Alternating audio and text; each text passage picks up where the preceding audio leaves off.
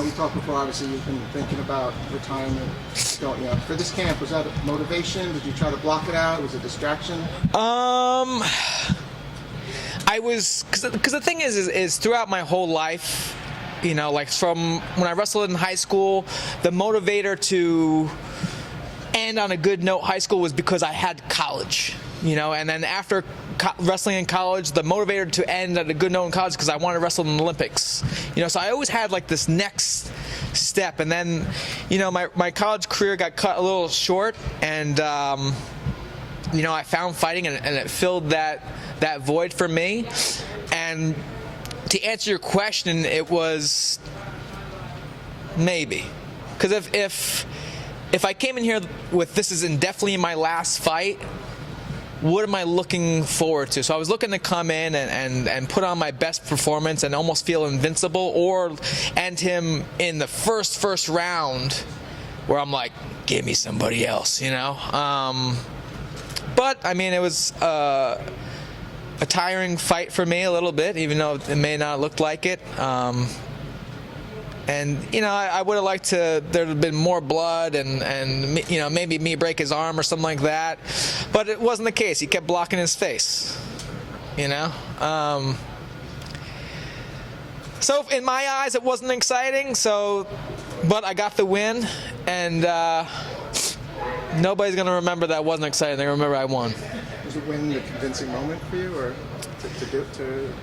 Well, I mean, I was telling myself if I lost, I was indefinitely retiring, because I would rather retire than the UFC not sign me back or cut me, like, I'm not fired, I quit. But I was able to go out on a win. Why did you pull the trigger? What convinced you to say, no, this is the right time? The answer to that is in the first round, he hooked up and he hit me pretty hard and kind of stumbled me down, and I got up and he was right in my face, and I was like, I don't feel like doing this right now. Like, you really want to fight me right now. Like, you're not giving up. You think you're gonna beat me right now. And for maybe 20 seconds, I was like, maybe I just let this guy win, And then I got to his leg. I'm like, nah, you ain't gonna win, dog. But the fact that I had this little conversation with myself for 20 seconds in a fist fight, when I was younger, I would never, ever, ever think that, ever. And I've, the saying that the less you know, the better. I feel like that's the case for fighting. I know too much about fighting, and I've done it so many times that I know what I have to do to win, and I know what he's thinking, and I'm tired, man. Now you've made the decision, is there a sense of like a weight off your shoulder? Now you've actually pulled the trigger and done, or is it, how do you feel?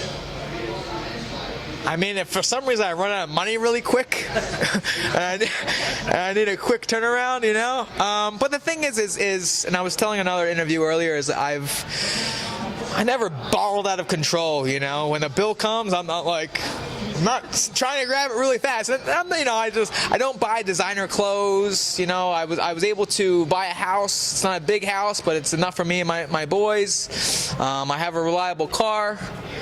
I don't have fancy watches, I got a couple of dollars in investments, and, I'm looking to kind of get into the workforce, I guess, or, if the UFC they want me, to do a little talking or I'm game, but, in terms of fighting and getting punched in the face, not into it anymore. Is there an immediate plan, for what you will do? And it sounds like you're keeping your options open. Is there, a job waiting for you, or something that you're wanting to do? So after the Rick Glenn fight, prior to that fight, I told myself if I lose, I'm retiring. And after the third round, I totally thought I won. And Ryan LaFleur came in the octagon. He said, "You pushed. You got the job done. You definitely won that fight." And then I got the result, and I looked at him. I went, I have to retire. I told myself I'd retire. This is it. I'm done with this. 3 split decisions in a row where I really watched them, and I went in when I rewatched them with the looking for how that guy beat me, and I didn't see it. I was really open. I mean, maybe Elkins, maybe. But the other two I smashed. And I didn't want to, give judges the ability to do that to me again. I mean, in wrestling, you win, 7-3. In football, you win 7-49 or whatever, like, it's there. And after fighting for, a decade, I'm still slightly unaware on how fights are scored. Like, I don't, I mean, I outstruck Feely, but he took me down for 2 times for a split second. So I was like, all right, I won that. But I didn't. So then against Rick Glenn, he outstruck me by 6 punches, but I took him down 6 times and held him on his back for, a third of the fight, and then I lost. And I was like, wait, I don't get it, And I just don't want to be able to put in that position for people to just, when you lose, the world stops, man. And it's, fighting's a very lonely sport. Like, when I go back to my room right now, I bet you I'm gonna have a ton of texts. Great job. When you lose, you don't get those texts, man, and it sucks. And I don't want to do that anymore. How would you look back on your career then? I mean, will you enjoy your time as a fighter, or are you gonna think back like, God, I wish I'd never done that? No. When I was younger, I would watch Barry Sanders crush the field, and I'd watch his highlights before football games, and I would try to be like Barry Sanders, and I'm like, man, I'm gonna be a professional NFL player. And I learned by 8th grade, hey, not in the cards. But I was very determined to be a professional athlete of some shape or form, and I fell in love with wrestling, and the goal was to be an Olympic wrestler. And in my mind, an Olympic wrestler is a professional athlete, even though they kind of aren't. And, like I said earlier, my college career got cut short, and fighting filled that void, and I was like, hey, I can still be a professional athlete. When I first got into fighting, the goal was just to make enough money just to pay off my college loans. And then I found out you could make a career out of it, or I found out you could make, money. I was like, what? So I was fighting for 400 and 400, and I thought I was rich, and I was going out and take a girl out, goes on me, babe. How many drinks you want, But then I found out you could really make a career out of it, and I would drink a few beers, and I'd watch Donald Cerrone and Ben Henderson, in a fight, and I'd be like, I think I could take them down, I could definitely take them down. And I always had that mindset, and I started learning more and more about fighting, and it hurts. How long has retirement been in your mind? Was it just starting this camp, or is it something that's been brewing for quite a while? Because the thing is, at fighting at 145, I know I'm short and stuff like that, but I'm jacked. I don't know if you could tell. And I naturally get up to 175, had a few cervezas, and a couple chicken parmesans. That's where my body wants to hang out, and so when I would get a fight, it wasn't I gotta get in there and get tired and fight this guy. I have to lose 30 pounds, and I've been doing it for a long time, 8 years? I don't feel like it's good for your body. So, I mean, that's why, after the Rick Glenn fight, and it was I kind of had, I don't know if I could curse or not, but I kind of fuck it. I don't care anymore. I'm not going to cut that extra 10 pounds. I'm going to fight it wherever I want. And 155 is where I started fighting at. And I was 7-0 at 155 at one point in my life. And I felt invincible, What do you think your favorite memory will be from your career? My favorite memory, because again, I would watch Donald Cerrone and I'd watch Clay Guida fight. I'm like, man, these guys are animals. They're sponsored by Tap Out. They must be making bank. You know, they got buses and stuff like that. So when I fought Clay Guida, that was pretty cool. Beating a guy that I kind of looked up to, and I thought he was like a complete stud.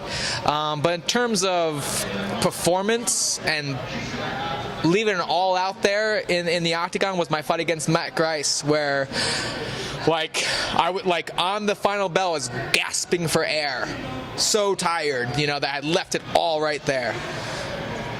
You talked about your boys before. Are they here tonight? They're not. I mean, I thought about it because I watched, you know, some of those big stars, you know, like bring their kids in. I was like, man, that'd be pretty cool. But like, there was a little piece of me that like, if I lost, you know, like that would suck. I mean, maybe that's a shitty way to think, but I don't know. I mean, they're still pretty young. You know, they're going to be 4 and 6 in April, and you know, it's people here drinking and you know, blood and stuff like that. I don't. Well, we could watch it from my couch. You have to go back to 2011 when you were the underdog in a fight. You were put as the favorite originally and then were bet to the underdog. Is that a thing that's insulting to you, or does that even go into your mind? I love it. Love it. Yeah. Love it. Because I was never, at least in my mind, I was never the most naturally gifted athlete in any sport I did. What put me in the starting position, or is my extra work and my ability to grind and just keep going, you know. And I was going against guys that were naturally, I felt, freaks, we call them in wrestling, you know, just like he just came out of the womb knowing how to crush a side headlock, where I had to like drill it, you know. So for me, man, I was always kind of the underdog, and I always wanted to prove people wrong. That's one thing for me that's very motivating, is when you tell me I can't do something, you know. How you'd like your career to be remembered as someone who was less athletically gifted than the competition, but maybe your heart drove. Yeah, I'm a very heart-driven guy, and my desire and will to win is very great. Like, I'm not done like setting goals for myself, you know. This doesn't stop here. Like I was telling Mark that you know, because I think it's completely insane. I want to run from Long Island MMA and Farmingdale out to Montauk.